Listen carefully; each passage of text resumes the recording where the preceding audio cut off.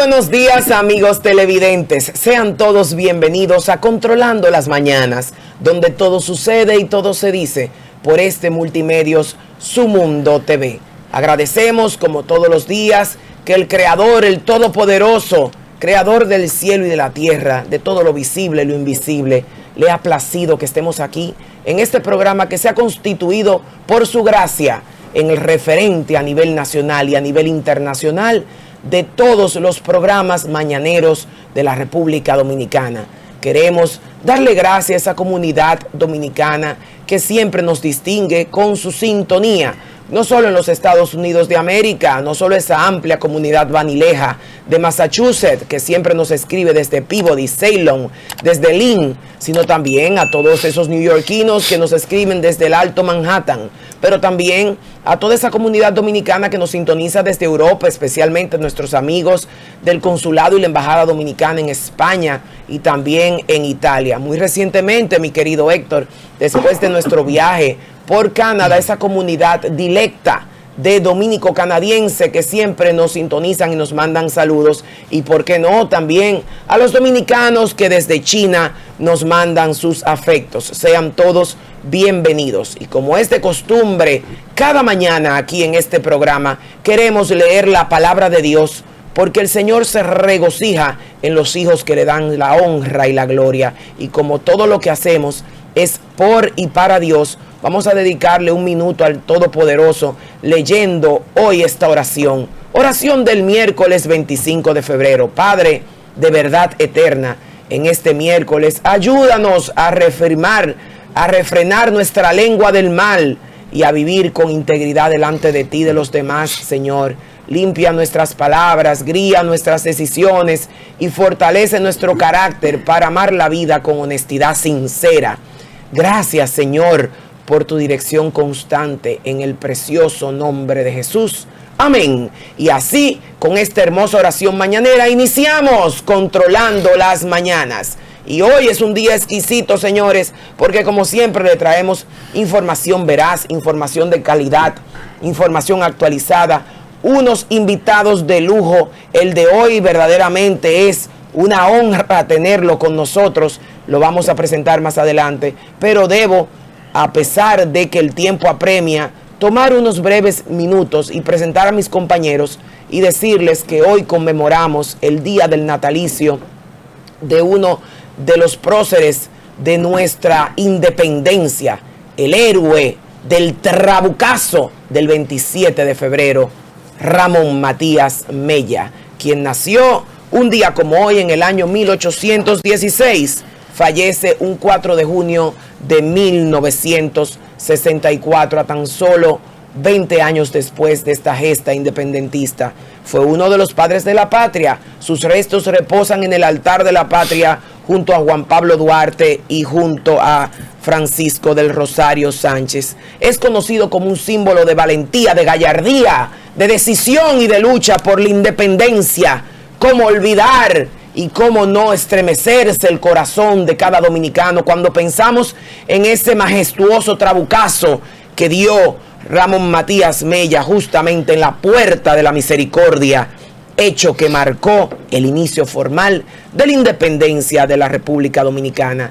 El trabucazo de Ramón Matías Mella se convirtió en uno de los momentos más emblemáticos de la historia nacional. Mella, que también desempeñó funciones militares y diplomáticas en defensa de la soberanía nacional, también participó activamente durante la Guerra de la Restauración 1863-1865, falleciendo justamente en el trayecto, es decir, en el 1864. Señores, Ramón Matías Mella, honor a quien honor merece. Sus restos, como dije, que reposan en el altar de la patria, es recordado como un ejemplo de firmeza, de patriotismo y de compromiso por la libertad del pueblo dominicano. Que viva Ramón Matías Mella, que viva la República Dominicana. Y a continuación paso de inmediato a saludar a mis queridos compañeros, también hombres de valor,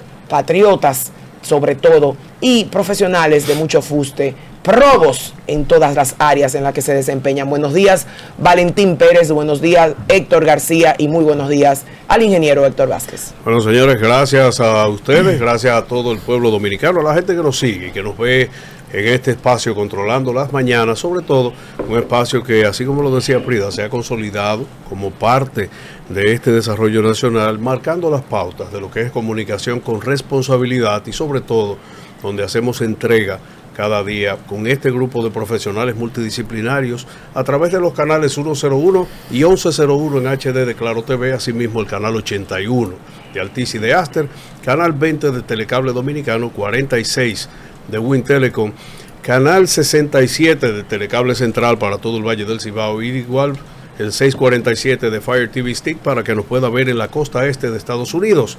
Estamos en más de 207 sistemas de cables a nivel nacional y en el continente americano nos puede usted observar en todo el continente en el satélite EUTEL y en el Intelsat para el resto del mundo. Nosotros también nos puede ver a través de nuestras redes sociales en sumundotv.com, seguirnos a través de nuestro diario Su Mundo Digital, pero también recordarles a ustedes que este espacio no es simplemente un espacio compuesto para usted marcar o decir cualquier cosa, sino para defender a un país que ha estado siempre aquí y es nuestro terruño. De esta forma, nosotros hacemos la introducción de nuestros compañeros, tanto al licenciado Valentín Pérez.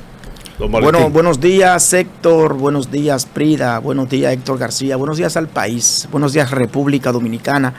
De verdad que para nosotros es más que un gran placer compartir con ustedes en Controlando la Mañana, sirviendo de informaciones objetivas, veraz, pero sobre todo desde acá lo hacemos reflexionar para que sea usted quien saque sus propias conclusiones. Buenos días.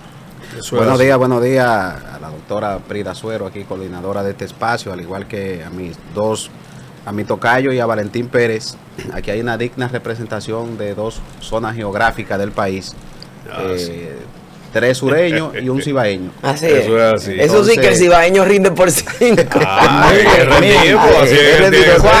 Ese Franco Macorizano, cuando está defendiendo esa tierrita que Dios le dio nacer. Tierra próspera esa. Yo creo que nosotros Dios bendiga a San Francisco nosotros Macorís. cuatro hay un vínculo profesional que nos une. Así y es es. el amor y la devoción por la historia. Así es. No solo la historia en República Dominicana, sino la historia latinoamericana, la historia contemporánea y del mundo.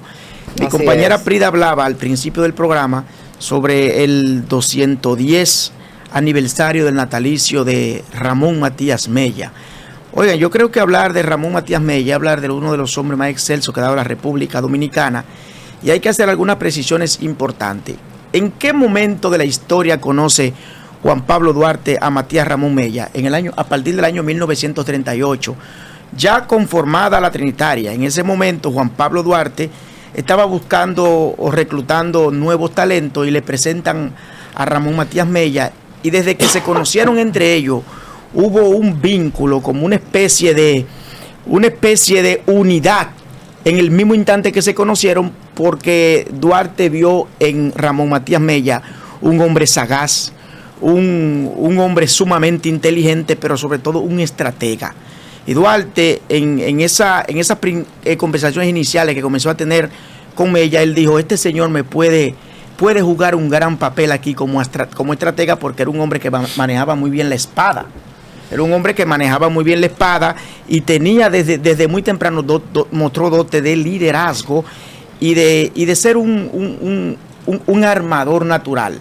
Así Básicamente es. en el proceso de la construcción del proceso de fortalecimiento de la Trinitaria y del proceso de lucha por la independencia, más que ser un hombre de armas a tomar, que nunca dejó de serlo, fue un armador. Juan Pablo Duarte lo enviaba a misiones puntuales, a reclutar, a hacer cierto tipo de amarre por su capacidad de convencer, por su capacidad de instrumentar. Hay una dimensión de Ramón Matías Mella y Castillo. No solo también de él. Yo le hacía la pregunta fuera de cámara al doctor Fafa Tavera, al amigo Fafa, por su esposa, también una mujer de una dimensión extraordinaria. Lo mismo también que el padre de la patria con José Fabrea. la esposa su esposa. Una dimensión también de interesante estudiar estos perfiles, porque Mella no, al día de hoy incluso se replica en algunos países. Por ejemplo, la West Point de la Academia Militar Estadounidense utiliza un manual de guerra de guerrilla del padre de la patria nuestro. Fue un hombre que innovó en todo lo que tenía que ver con el tema de guerra de guerrilla. Entonces otras academias militares han ido replicando.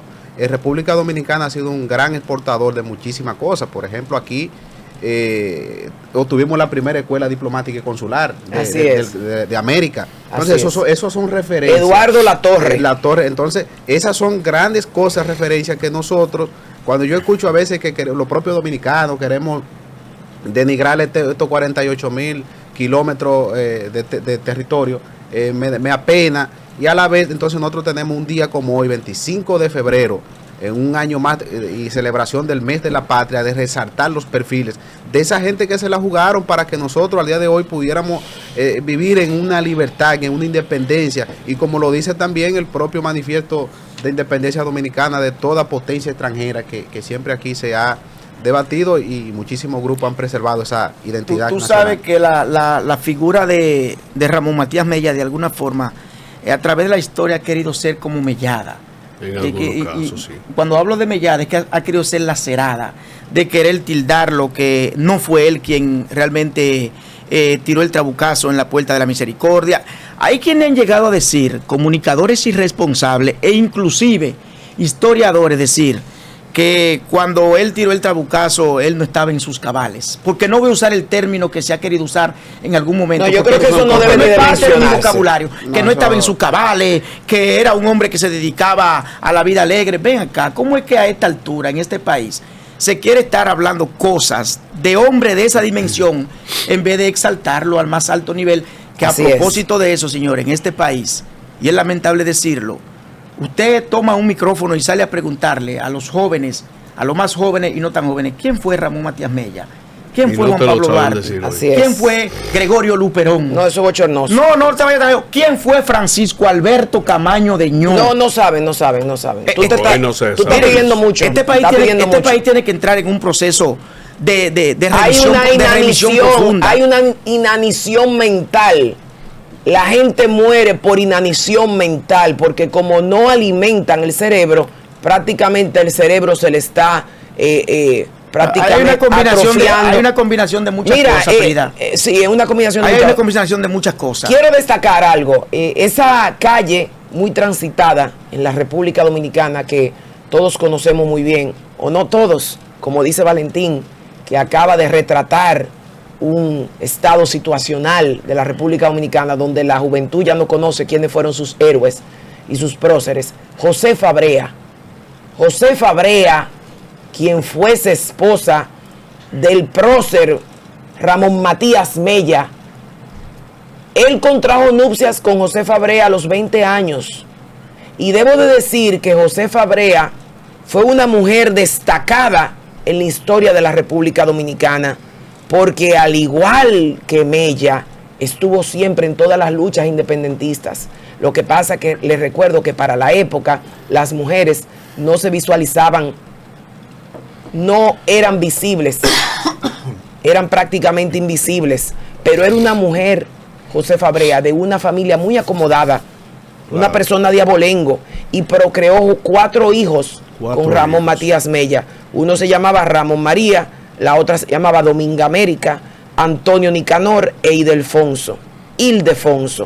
Es bueno destacar, señores, que algunos de los bienes que Mella adquirió durante el matrimonio se deben básicamente también a la gran lucha que José Fabrea libró junto a él.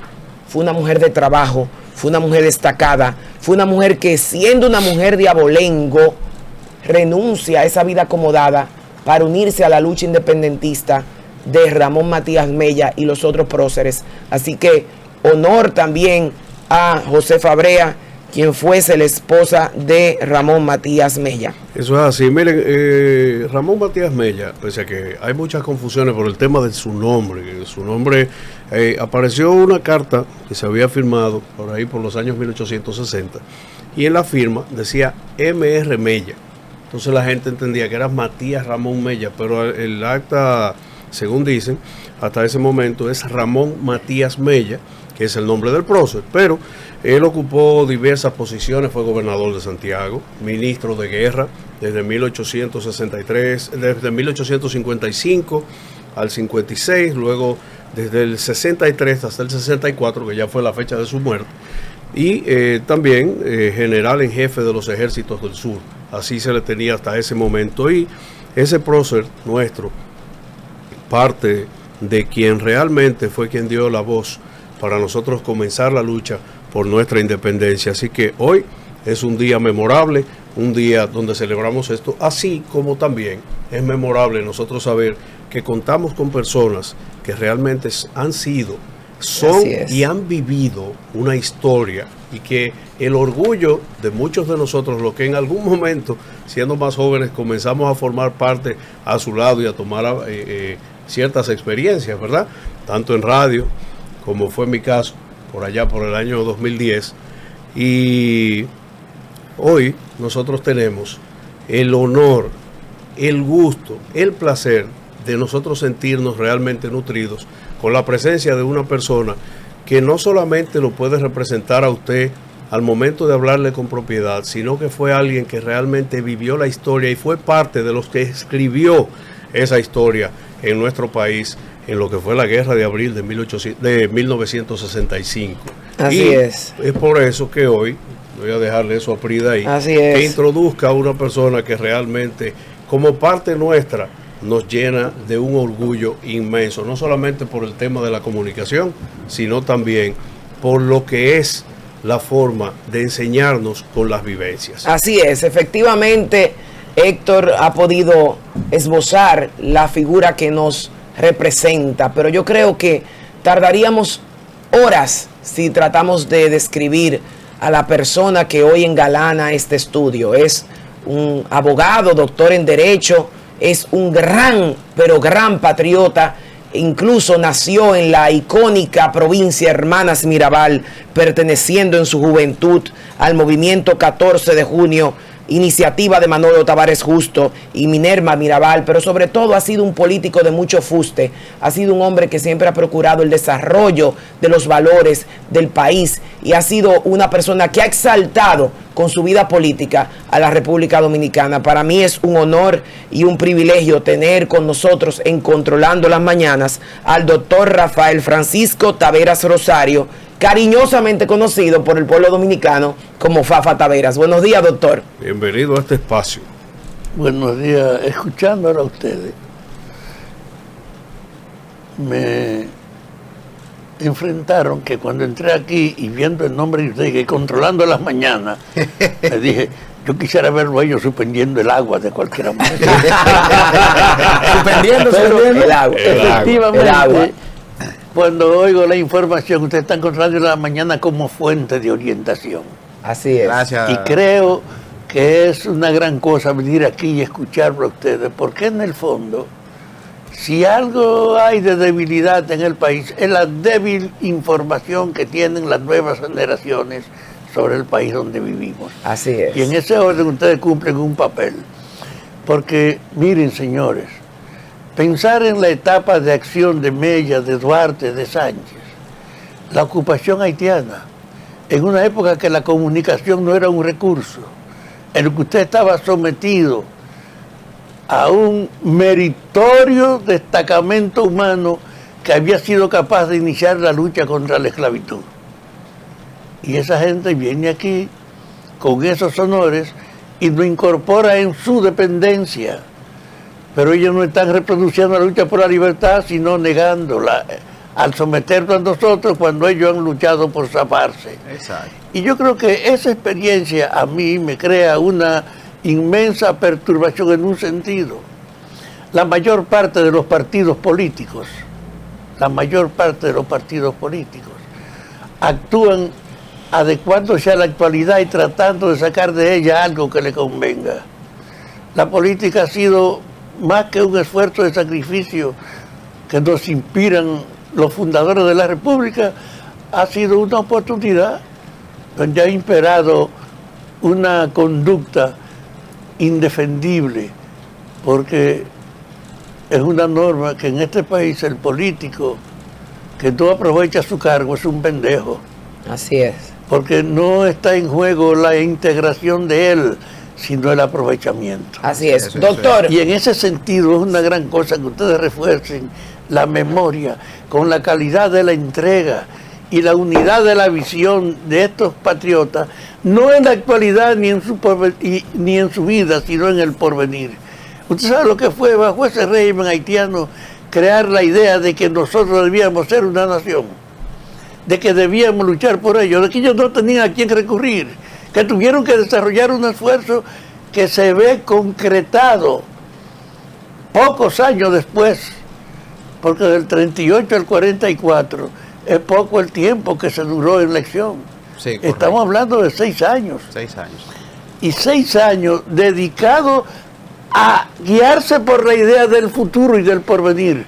Creo que esa esencia de la entrega de ellos a una visión del futuro que deben construirse es un desafío de mucha actualidad hoy en el alma de los políticos, que no es para que luche cada quien por lo suyo, sino que preguntándose qué país queremos y tratando de organizar ese país, entonces seamos capaces de desafiar toda la ira y la inmoralidad de los otros. En ese orden, estos recuerdos tienen un valor de actualidad inmensa que a veces no se entiende ni siquiera por lo que la promueven. así es. Doctor, yo quisiera preguntarle en esa misma línea de pensamiento, ¿a qué usted atribuye esta desvalorización e involución de los principios y los valores patrios, familiares de la República Dominicana? Usted le pregunta a un joven por cualquier prócer, ellos no conocen a nadie, mejor conocen a un artista, un cantante urbano, antes de conocer a un prócer. ¿A qué se debe esta desvalorización de la juventud? A que los políticos han tenido una debilidad permanente, preocupados por el ejercicio del poder, ha estado fundamentalmente en cómo lo aprovechan. Wow. No en recuperar de ello la esencia para divulgarla, no en sacar de la propia historia las enseñanzas de fondo que van más allá de los hechos, porque el problema es pensar la materia humana que fue capaz con la ocupación haitiana de pensar en cómo organizarse clandestinamente para salir de la opresión y abrir el camino de la autonomía de nuestra independencia. Esa enseñanza de los trinitarios no ha sido valorada en el orden en que debe ser, porque los políticos debían tener más preocupación por la idea del porvenir y el resultado que por aprovechar su cargo. Pero aquí hay una degradación. La política es verdad, como se ha dicho, la política, el que no la aprovecha es un pendejo, porque son pocos los voluntarios que están sirviendo en ella, pensando en ayudar al país. Y yo creo que esa esencia del martirio de los trinitarios es una necesidad hoy más urgente que nunca, ver cómo podemos meter en la política la visión del futuro y la voluntad para construirlo, más que el oportunismo de querer aprovechar esta presencia vergonzosa en la que estamos viviendo todos. Así es. Don Fafa, Sí. de verdad que para mí es un placer tenerlo en Controlando las Mañanas. Mire, yo creo que usted es un hombre muy privilegiado, porque usted en la República Dominicana le ha tocado vivir prácticamente todos los procesos modernos de la historia contemporánea del país. Cuando yo pienso en usted, yo pienso en Amin Abel, yo pienso en Otto, yo pienso en Los Palmeros, pero usted, a diferencia de ellos, tuvo la buena suerte de vivir hasta hoy. ¿Cómo se siente usted después de usted haber prácticamente haberle entregado su vida a las mejores causas de República Dominicana, haber sido torturado en la 40, haber estado al frente en la revolución del año 1965? ¿Cómo se siente usted después de usted ver este país donde la corrupción prácticamente lo ha permeado todo, donde hay un desquebrajamiento social, donde los políticos se han cualquierizado? ¿Valió la pena tanto sacrificio y usted ver hoy la situación por la que atraviesa el país? Si usted volviese a nacer, volviese a hacer lo que hizo por la República Dominicana. Resucita a Mella y pregúntale eso. A ver qué te va a decir Mella frente Lo a haría eso. 1000 veces. Feliz de haber participado en la historia, aunque no haya encontrado lo continuador y a tono con su espíritu. Amin Abel fue un hombre íntegro, de una familia acomodada, de una voluntad de entendimiento inmenso. Y como Amin, fueron decenas de personas. Yo fui un pupilo de Minerva Mirabal. Wow. Fui, de hecho, un vocero suyo. Ella fue una de las animadoras de nosotros para que en la clandestinidad pudiéramos sobreponernos al riesgo de organizar la perspectiva de un futuro que desconocía el presente. En esa época había que no tener un aprecio de sí mismo, sino del valor por lo que uno vivía. Y yo viví entonces una época inmensamente positiva, porque en medio de esa podredumbre encontré valores y calidad como esa. Yo soy un afortunado, he sobrevivido, a pesar de no haber evadido los compromisos y el riesgo que la vida imponía. En imágenes que podemos ver ahora mismo de manera simultánea, ese es el doctor Fafa Taveras, tal como lo ven ahí. Claro. El de la melena, el doctor Fafa Tenía Taveras. 20 y pico de años ahí, Fafa. Sí, en la lucha ahí. En el 65, yo había nacido en el 38. 12, 28. 15, 27 años tenía yo. 27 años, un niño. Pero en el fondo es que esa es una época de satisfacción para uno recordarla. Ahora, lo importante fue la voluntad que había que tener en esa época del control y del monopolio del Estado, de la usurpación de todas las funciones y derechos para usted volverse contra ellos y buscar la complicidad de los demás, pensando en cómo podemos hacer una nación que deje esto atrás. Yo quisiera que esa conciencia del compromiso con el futuro estuviera presente en toda la política de hoy. E incluso estoy promoviendo una idea en el partido en el que milito, en torno a que hay 10 candidatos que aspiran a ser presidente. En los otros partidos también están por paquete los aspirantes, pero tú no conoces de nadie una visión del futuro por la que puedan comprometer a la gente a luchar por ello. De ahí que yo quiero que en mi partido, antes de abrir el espacio de las elecciones de los que aspiran a dirigirnos, establezcamos la base de la dirección. Yo quiero una convención que defina el país del futuro por el que debemos luchar, antes de que se defina quiénes lo manejan, para que predomine el compromiso por encima del interés personal. Yo quisiera ver por eso una convención interna donde discutamos el momento que vivimos. Es imprescindible conocerlo para usted organizar una propuesta del futuro que queremos. Y en ese sentido yo creo que estamos asistiendo a un momento especial de la historia reciente.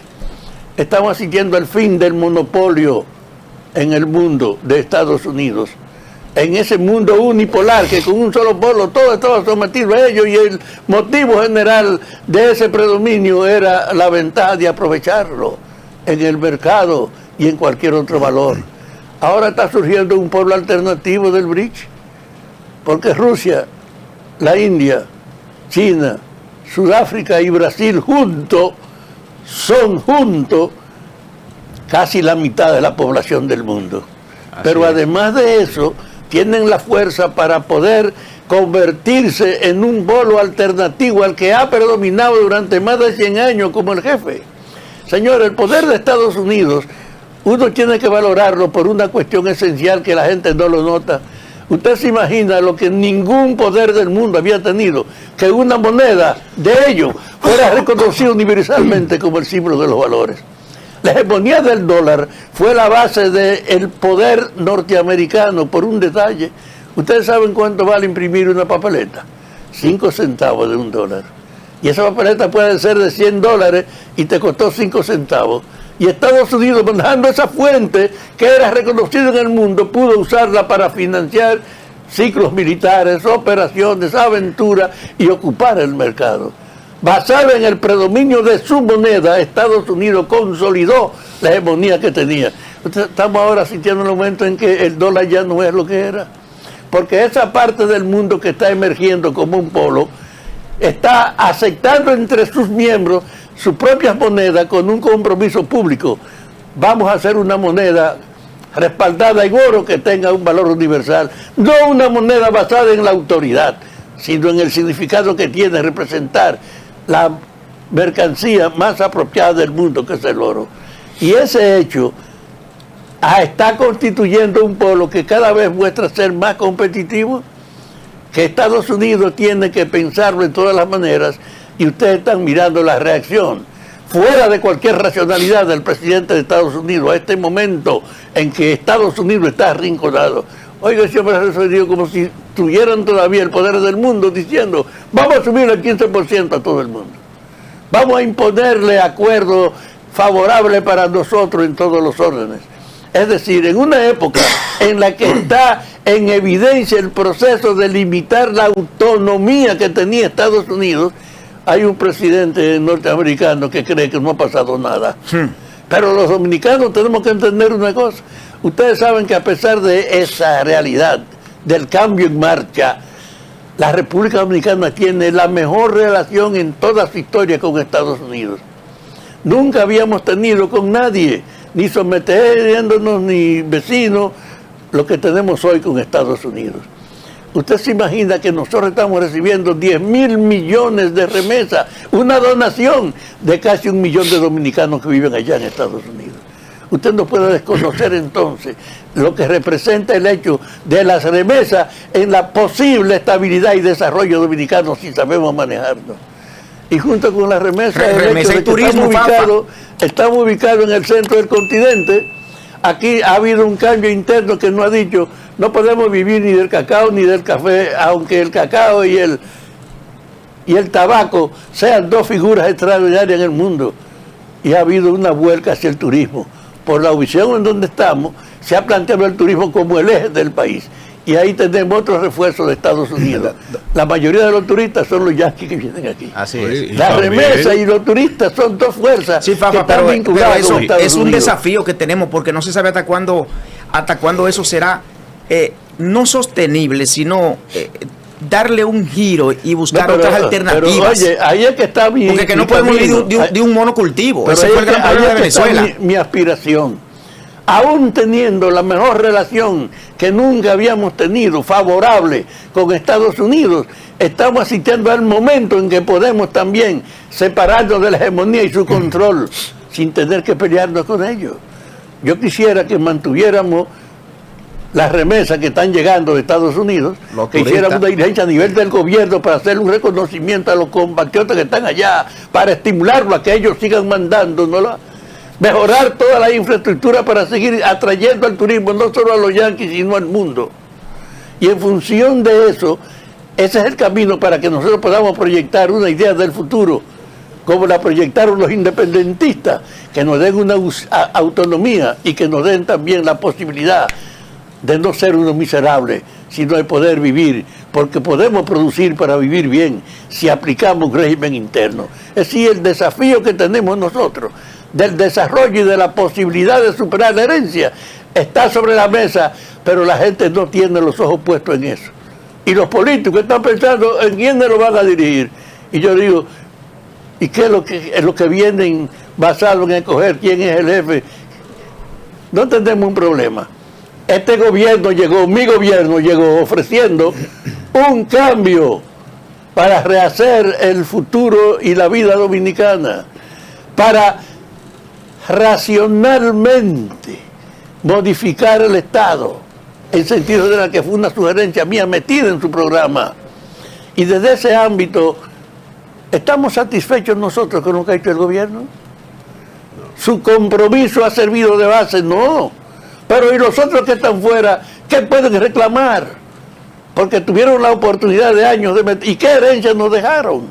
Esta de la profunda base de la corrupción, de la ineficacia en todos los órdenes. Y ahora tenemos un chance, como el jefe de la región que es Estados Unidos está en una situación de deterioro, nosotros podemos ver si aprovechando la ventajosa posición que tenemos con Estados Unidos de nuestros compatriotas que nos mandan la remesa y de ser el eje del turismo, nosotros somos capaces de forjar una corriente que, logrando que nos comprometamos todos en el futuro que queremos, que logremos que los partidos pongan en primer plano el compromiso social mañana, como pusieron los patriotas el compromiso en la independencia. Si nosotros logramos ahora que nuestro partido haga una convención, defina el momento que vivimos y en este momento decida que tenemos que aprovechar la situación especial que tenemos con Estados Unidos, pero que no podemos cerrarnos a la emergencia del nuevo polo, que tenemos que junto con ellos abrir un camino, porque cuando tú piensas que si a esa mitad de la población, a los chinos, a los indios, a los rusos y a los africanos, tú le conviertes el país en una referencia turística, te da un palo inmenso. Fafa, y en esa, muchas condiciones. Y en esa convención de la que usted habla, ¿quién es su candidato? ¿Quién será su candidato? Ahí viene el problema. No es el problema de los candidatos, el problema es el compromiso. Yo quisiera ver a los partidos luchando por establecer la visión de mañana, que debe ser la guía para que todos lo defendamos. Eso es porque así. Cuando el problema se establece en función de los candidatos, se olvida, como se ha hecho hasta ahora, los compromisos que se asumen con los programas. Así es. Y además lo que se fomenta es la hostilidad en el poder y fuera de él. Yo creo que esa visión hay que superarla haciendo ahora un evento que define el momento actual y el futuro que queremos, y que basado en esa promoción estemos dispuestos a unirnos adentro, que si coincidimos en eso, y a tratar que los que aspiren a dirigirnos no vengan a inventar vainas cuando vayan, sino que estén obligados a trabajar para eso. Este es el momento de nosotros, y en esa situación yo creo que el recordatorio de los trinitarios es un refuerzo, porque ellos en aquella ocasión pensaron en el futuro, establecieron una meta de nuestra autonomía y fueron capaces de lograrlo en la condición precaria de ser un grupo limitadísimo, casi poca significación. Ahora es más posible, con el espíritu trinitario, establecer la base de lo que creemos del mundo de hoy y lo que queremos para mañana, y en función de eso abrir entonces la competencia, y el que gane sabe que está comprometido, y los que pierden con él saben que están comprometidos en la unidad de ese proyecto que hicimos. No podemos ir, yo no quisiera que volviéramos a ir a la selección de los candidatos sin definir para qué diablo que usted quiere el candidato. No es para que lo que él cree no lo impongan como una meta. Ahora es que hagamos un compromiso nacional para definir la posición de la República Dominicana en este momento de cambio del mundo, y dos, a qué aspiramos para mañana. Si logramos una propuesta de fondo, usted tiene la base para lograr la unidad del país y para lograr el cambio con menos riesgo de lo que hicieron los trinitarios. Don Fafa, agradecer su permanencia aquí en este espacio Controlando la Mañana. Don Fafa, yo le hacía la pregunta a usted fuera de cámara, porque hay que recordar al país, su esposa, la dimensión que tuvo Magali de Taveras. Y cuando usted estuvo preso también, y el grupo de la izquierda, en ese momento el protagonismo de la izquierda, quien representó la vocería, quien era la vocera visible del grupo, era su esposa. ¿Cómo usted logró mantener, y en esa izquierda, que en ese momento había una izquierda fuerte aquí en República Dominicana? Había muchos. Déjame decirle, yo fui un combatiente del 14 de julio de mucha importancia. Sí, claro, correcto. En el proceso, mientras se desarrollaba la época posterior al trujillismo, Cuba estaba surgiendo. Correcto. Y era un ejemplo de mucha significación en toda América Latina. Aquí vino una expedición de cubanos el 14 de junio de 1959 y el país los cercó, los aniquiló, pero nos dio en la conciencia lo que esos guerrilleros vinieron a hacer aquí es lo que tenemos que sumar nosotros, y uno se sintió parte de la continuidad de ese espíritu de la expedición del 14 de junio. Y en función de eso, y en el pasado, tuve la oportunidad de ir a Cuba. Y fui a Cuba junto con un grupo de dominicanos que en la lucha interna aquí, con la dirección que existía, batallando la gente solo en lo inmediato y en el reparto de los espacios administrativos del poder, nosotros decíamos, oye, no es en esto que hay que emplearse, es en el futuro que queremos y cómo organizar para conseguirlo. No es posible. En función de eso, le dije a Manolo Tavares, que era el jefe del 14 de junio, yo prefiero irme del país y no seguir participando en esta mueca de la política que representa lo que estamos haciendo. Yo no te voy a hacer una denuncia, ni te voy a hacer oposición, pero prefiero irme para la Unión Soviética, terminar mi carrera de abogado para allá, porque yo no quiero participar en esta mentirosa política de ahora. Estamos hablando de 1960 63 con vos en el poder. Se agudizó esa situación y en la primera semana de septiembre nosotros convocamos una reunión del comité político discutiendo nuestra visión y yo perdí la discusión 7-6. Éramos 13. ¿Quiénes estaban ahí a favor de Entonces, unos 4, Jimmy Durán, Hugo Toyo, Jorge Botello, dijeron que me acompañaban. Y juntos entonces salimos del país. Y estábamos en México cuando tumbaron a Bosch. Y cuando tumbaron a Bosch decimos, bueno, el viaje que nosotros teníamos se acabó. Ahora no podemos seguir para la URSS. Tenemos que ir preparando para Cuba porque de verdad vamos a pelear. Y yo fui a Cuba a pedirle a los cubanos que me entrenaran. Y los cubanos me dijeron, mire señor, aquí no entrenamos académicamente a nadie. Si usted quiere entrenarse, tiene que aceptar ser parte del ejército cubano que está persiguiendo a sus enemigos para que aprenda en la lucha lo que es la dificultad y la guerra. Feliz, y yo me integré. Y tuve un entrenamiento que me permitió manejar un helicóptero, que ellos me enseñaron a manejar un helicóptero. Y me hicieron artillero de un tanque. Y con esa formación que yo había tenido en Cuba, en diciembre del 64 yo regresé al país. Y cuando regresé al país, los que habían sobrevivido a la masacre del 14 de junio, que yo llegué y dije, bueno, a ti te escogimos en una convención para responsables de propaganda. Aquí ha habido un deterioro. ¿Asume esa responsabilidad en esta confusión? Yo dije que sí.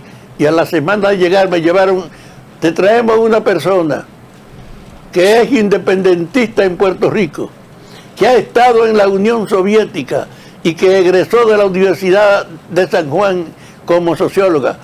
Y me llevaron a Magali Pineda para que trabajara conmigo. Diciembre.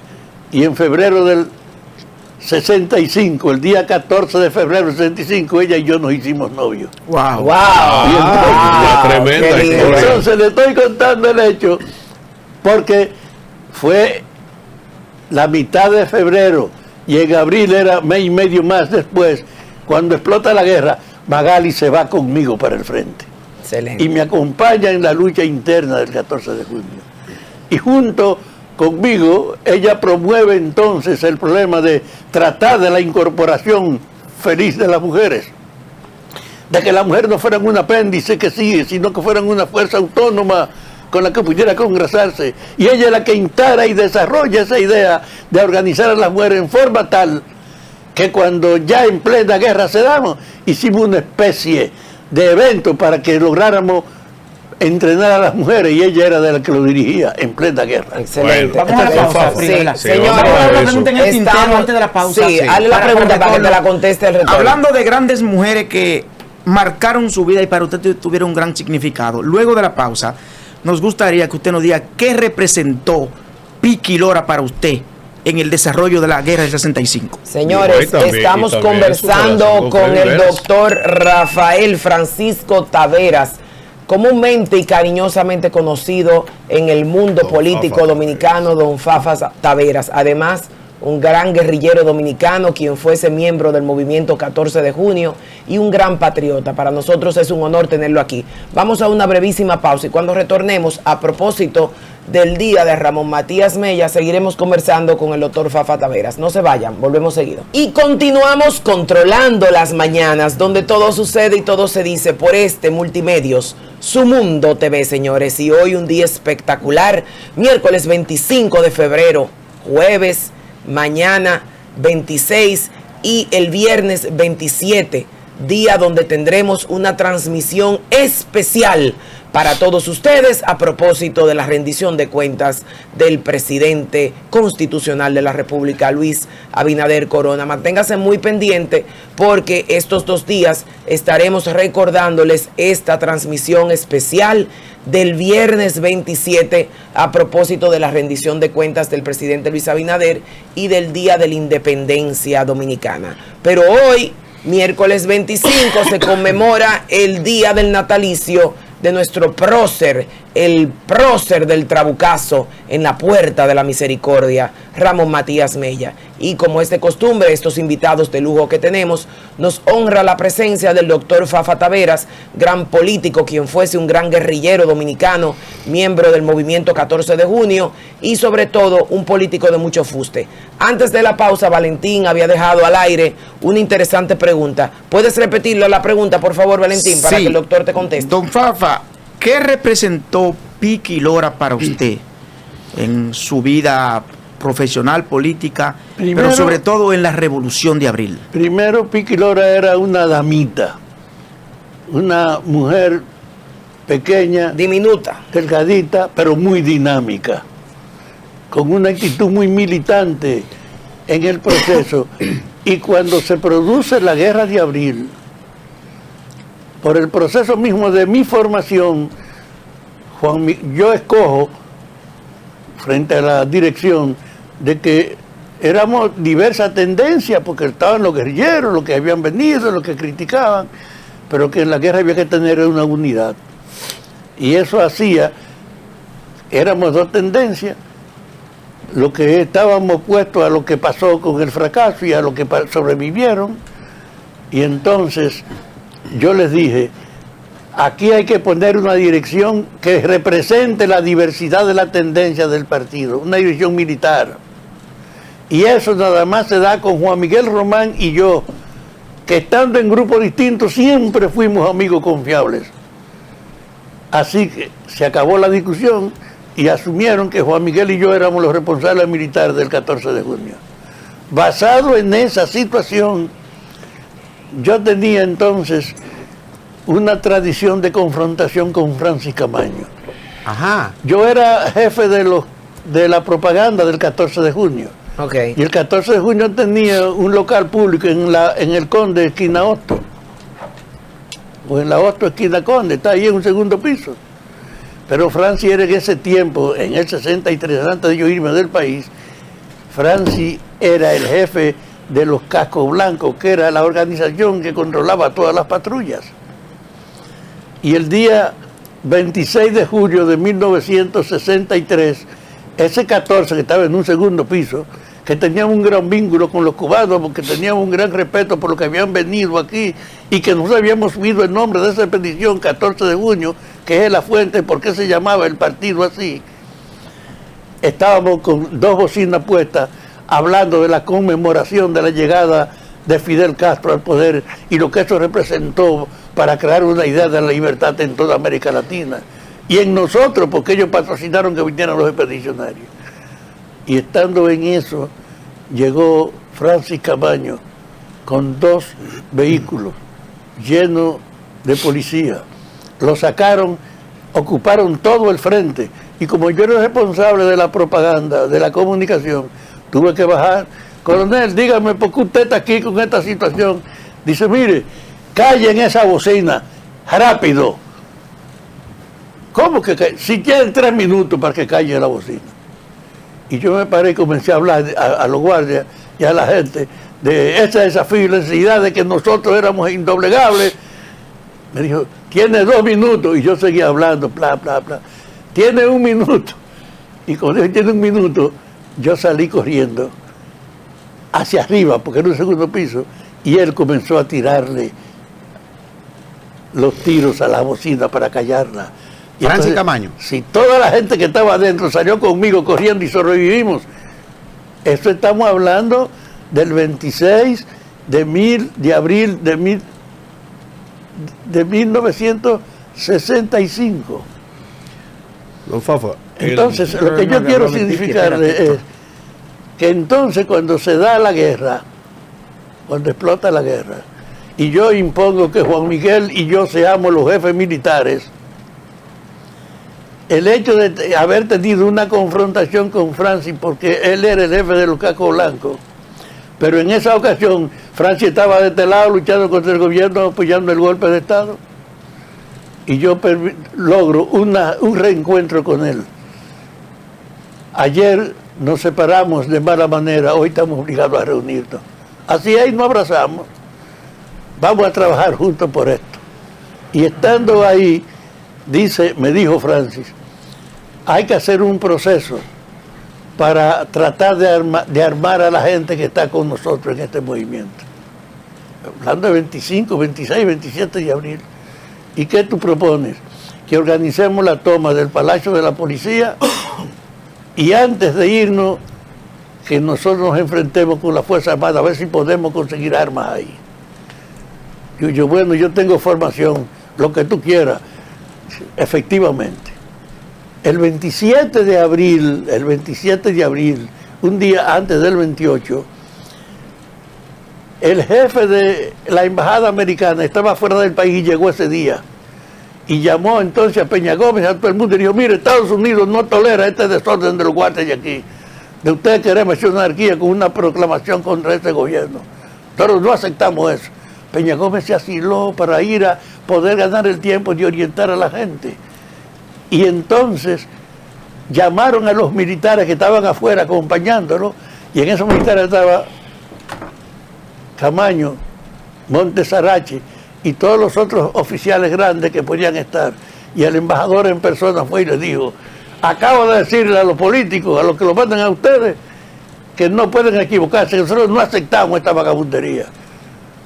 Y siguió hablando, y Francis me contó que él sintió un furor en el cuerpo tan grande que cogió y se arremangó y le dijo, mire, embajador, váyase al carajo, yo prefiero irme a morir con honor al puente que aceptar su recomendación de claudicar. Y Francis salió a morirse el 27 de febrero con honor al puente, y allá nos encontramos. Wow. Yo con un grupo de los civiles que ya nos habíamos armado, yo tenía la formación militar para hacer eso, y ahí nos encontramos. Y antes de que comenzara el pleito ahí arriba, decidimos cómo coordinar las tropas que estaban con él y las mías. Y entonces cuando comenzamos a ver a los tanques que venían de allá, el CEFA, movido por la idea de que la embajada americana estaba diciéndole a todos los políticos que los yanquis no aceptaban eso, daba por hecho que podía venir a apropiarse de aquí. Y nosotros vimos, contamos 9 tanques venían, uno detrás de otro. Y ahí Francis y yo hicimos un papel conjunto para conducir sus tropas y las que estaban bajo mi mando, para meternos en los pasillos, entre una calle y otra mientras llegaban, liquidar la infantería que estaba con los tanques que venía a pie, en forma tal que nosotros nos apropiamos ese día de 9 tanques que ellos traían, en forma tal que yo cogí uno y me lo llevé para mi comando. Pero ocurrió que esa formación de ese día se da entonces cuando llegamos al hecho de que había que buscar más armas. Y entonces Francis dijo, yo me comuniqué con los compañeros del cuartel general de la policía que dicen que si llegamos allá ellos no nos van a hacer resistencia y se van a rendir. Pero estamos obligados a salir de aquí por la fortaleza que tenemos primero. Dijo, no te preocupes, yo puedo venir con un equipo mañana y tú mandas. Y efectivamente, él mandó al general, mandó un general, y yo llegué con un equipo armado ahí a encontrarlo. En ese orden es que yo cojo a Piqui Lora, digo, acompáñame que vamos a una batalla por tomar la fortaleza. Y entonces, Lora Fernández fue el que mandó Camaño al frente de su gente. Ahí nos encontramos, y entonces, cercado como estaba la lucha ahí mismo en la fortaleza, vinieron 2 aviones del CEFA a ametrallarnos y a dispersarnos de fuerza. Y ellos estaban contando que con lo que había hecho el embajador ya nosotros no nos atrevíamos a hacer nada. Pero nos reconstruimos otra vez, y en ese proceso, Lora Fernández llegó con un tanque que lo mandó Camaño. Pero el tanque que mandó Camaño tenía a un CEFA preso, que era el artillero. Y cuando vino los aviones y nos ametrallaron, ese hombre que estaba con el tanque, lo que hizo fue salir huyendo y dejar el tanque solo. Y ahí es que yo consigo la formación de mi vínculo histórico con ellos. No se preocupen, coño, que yo soy artillero. Ninguno de los amigos míos, Homero ni Amado, sabían de eso, yo no había hablado de lo que sabía. Pero fue una novedad que yo dijera que era artillero y fui y me metí en el tanque. Y cuando eso pasó hubo una reactivación de confianza y yo le disparé 2 cañones a la fortaleza. Y eso creó un ánimo dentro de la fortaleza que cercada como estaba y además con un tanque ya en la puerta se rindieron. Nosotros entramos, yo tenía un mapa de adentro de la fortaleza, donde estaban las fuerzas, donde estaba la cárcel, y yo quería coger a los asesinos de las hermanas Mirabal que estaban detenidos ahí. Vamos para allá, coño, a salir esos cabrones. Y cuando fuimos no lo encontramos porque Montejarrache lo había sacado la noche anterior, Oye, esa vaina. diciéndole que los 14 iban a ir mañana y que seguro querían fusilarlo y que eso era un problema que ellos no podían aceptar. Yo no encontré a los asesinos, pero logré que el grupo entero de nosotros, yo salí con 23 armas de las que yo recogí cargadas encima, nos nutriéramos de armas en un nivel imprevisto para todos nosotros y fortaleciéramos el vínculo con los militares. Eso creó una situación entonces especial. Y es ahí que en ese día yo digo a Piqui Lora que ella me acompañe y cuando salimos afuera enfrentamos un problema. ¿Y qué hacer con los guardias de la fortaleza que nosotros ahora hemos derrotado? No había dónde llevarlo. Yo me hago responsable y mandé como 4 o 5 gente que cercaran el local de Ciudad Nueva, del Palacio de Justicia de Ciudad Nueva, y dije, vamos a llevándolo para ponerlo ahí en lo que estudiábamos la situación. Y comenzaron a salir ahí tanto la foto de ellos caminando a pie, con las armas. Y yo tengo a Piqui Lora a mi lado, estaba ahí acompañándome. Cuando creemos que ya está concentrado el mayor volumen de los prisioneros militares en Ciudad Nueva, yo voy con ella acompañándome. Y yo le digo a uno de los intermediarios, consígame 4 oficiales que representen esas tropas que están ahí para que vengamos aquí a hablar de las reglas del juego.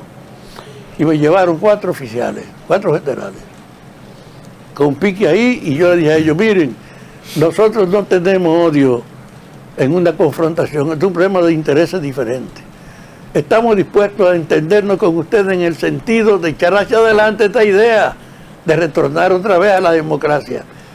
Y en ese sentido, nosotros necesitamos que ustedes sepan que yo le traje a esta muchacha que está aquí como mi asistente, para que a través de ella ustedes puedan resolver cualquier cosa que quieran, de necesidades, de visita o de conexión. Ella va a venir para servirle. Pero le dije, después que le dije eso, ahora Piqui, oye lo que yo le voy a decir a los 4 generales. Yo le estoy poniendo a esta muchacha para que esté a su servicio, pero oiga la orden que yo le voy a dar en presencia de ustedes. Piqui, el que te irrespete, mátalo, que la guerra no es un relajo. Nadie se equivocó con ella. Tremendo. Tremendo, Fafa, tremendo. Mire, dentro de todos estos contextos históricos, cosas que realmente nos sorprende mucho, hay detalles de la historia que no están escritos en los libros. Así y por es. eso uno tiene siempre la valía de nutrirse de cosas que están ahí, de esos contextos históricos que realmente no fueron señalados antes, como usted lo ha hecho hasta ahora, describiéndonos todo el panorama. Freddy Veras Goico, ¿qué papel jugó con usted en esos entuertos? Freddy Veras Goico ya éramos amigos, porque yo creo que él estudiaba Derecho cuando yo también estudiaba Derecho. Y él fue un promotor de la crítica a los golpistas y un promotor desde que eso se produjo en todas las cosas. Él estaba siempre de este lado, estuvo siempre Freddy. Todos los que lo conocían y los que no lo conocían, conociendo quién era él, tenían un gran aprecio por él. Él fue uno de los voceros públicos espontáneos desde el oficio del periodismo que más promovió usando medios que no estaban al alcance de nosotros. Radio Cadena Comercial era una emisora notable en ese momento y Freddy tuvo acceso a... Todavía el RCC, que es un centro, es Radio Cadena Comercial, que es la herencia de ese aparato. Entonces Freddy fue un combatiente por la democracia en la guerra y después de que ella pasó. Don Fafa, Excelente. el pasado 16 de febrero se cumplió un año más del asesinato de Francisco Alberto Camaño Deñó. ¿Considera usted que después de Camaño haber sido prácticamente la principal figura de la revolución, un hombre de muchas luces, fue necesario ese sacrificio de Camaño de venir en el 73 después de una reconfiguración política, después de Balaguer haber ganado en el 66 y el país tenía otro rumbo? ¿Fue necesario esa inmolación por parte de Camaño? Pero a mí que hay que hacer esa pregunta a los balagueristas, a los que no tuvieron ningún empacho para producirla.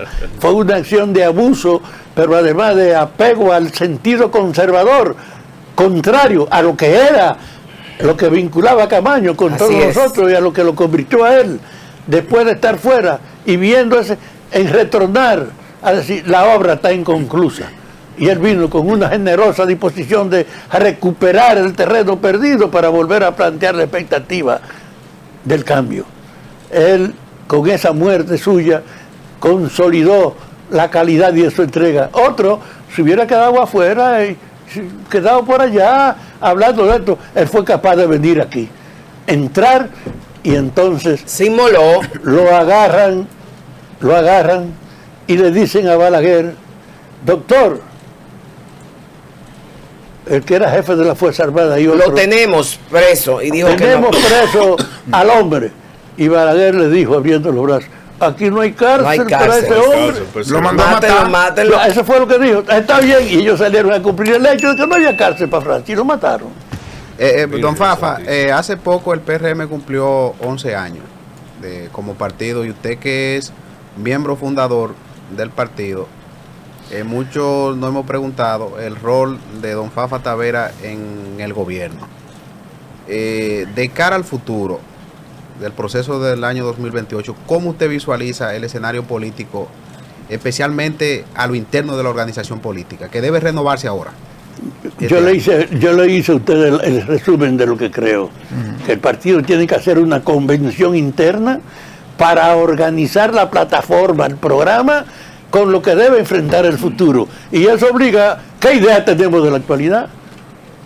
Yo insisto en que en la actualidad estamos en un proceso del fin de la hegemonía de un mundo, en la emergencia de una bipolaridad, y que nosotros tenemos situación pentajosa con Estados Unidos, pero que no podemos ignorar que hay otro polo alternativo, que nosotros no debemos cerrar en la puerta, sino permitir el intercambio con ellos. Decía que China, Rusia, la India, África y Brasil son más de la mitad del mundo, pero y que en esa situación también fortalecerían la nueva realidad, que a pesar del papel histórico de la influencia americana, habíamos llegado a un nivel en que ellos invadiéndonos, estábamos resistiéndoles nosotros. Que podíamos lograr entonces un acuerdo, pero sin rechazar a los otros. Yo creo que el PRM tiene que elaborar una posición política que establezca que nuestro compromiso es recuperar la fuerza global del país. En función de eso, aprovechar la que tenemos con Estados Unidos, pero de ninguna manera con la sumisión tradicional a Norteamérica, renunciar a cerrar la puerta al nuevo polo que está creciendo. ¿Qué se imagina este país? Que como tenemos nosotros el privilegio, pueda meter siquiera en el turismo, fuera del intercambio comercial que está abierto, a China, a la India y Rusia. Es un sueño ideal, que podemos dar un salto descomunal si solo establecemos la base de una política de unidad nacional frente a los mercados internacionales. Bien, recuperemos nuestro vínculo con Estados Unidos, pero ganemos la nueva relación con el polo que emerge, porque estamos en un mundo unipolar. Así es. Entonces, eso yo creo que es la base fundamental del PRM, y que basado en eso entonces hagamos elecciones, pero ya no habrá duda de que el que gane no puede estar inventando, es para que respete lo que entre todos volvimos a hacer con ese programa de mañana. Yo digo internamente, escúchame, Prida, internamente no hay candidato más que el presidente, evidentemente a la dirección del partido, me refiero también, como las autoridades del partido. ¿A quién usted pudiera participar dentro del propio proceso a un cargo de elección ahí interna? Sí, pero mi punto de partida es la plataforma para que participemos. Y la plataforma que nos pongamos de acuerdo en la idea que tenemos de la actualidad y en lo que debe hacer el país del futuro. Porque si nos ponemos de acuerdo en elaborar con todo el mundo esa visión, será un reforzamiento de la unidad. No que si lo que organizamos es de que la candidatura, para que coja esto, estamos legitimando la atomización. Entonces, por eso yo creo que hay que poner en primer plano, hacer el proyecto con lo que debemos trabajar a partir de entender el momento actual. Y con eso en la mano podemos abrir las elecciones. ¿Está Fafa Taveras apoyando a algún aspirante presidencial del PRM? No, lo estoy diciendo cuál es mi esquema. Que todos ahora seamos capaces de elaborar la plataforma y que después de tenerla entonces, la candidatura, no importa la que sean, tienen una garantía. No va a ser la voluntad del que llegue, va a ser la garantía del programa que tuvimos. La unidad se asegura si hay una plataforma. Si vamos a elecciones sin plataforma, es un desorden. Excelente. Hemos estado conversando en la mañana de hoy en esta entrevista de lujo con un gran político, un gran dirigente nacional, un gran precursor de esa batalla independentista, antitrujillista, miembro en su juventud del movimiento 14 de junio, pero sobre todo un político de mucho fuste, un gran dominicano y un gran abogado. Y un comunicador. Y un Bien, excelente comunicador, brillante y una persona que engalana una salud física, mental y emocional extraordinaria. Estamos muy agradecidos de estar en la mañana de hoy con el doctor Fafa Taveras y lo comprometemos obviamente para que vuelva, porque nadie como él para hablar de la historia de nuestro país de una manera tan agradable. Gracias, doctor, por estar presente. A todos ustedes por la gentileza de su sintonía. Nos vamos a una brevísima pausa y regresamos en breve, controlando las mañanas.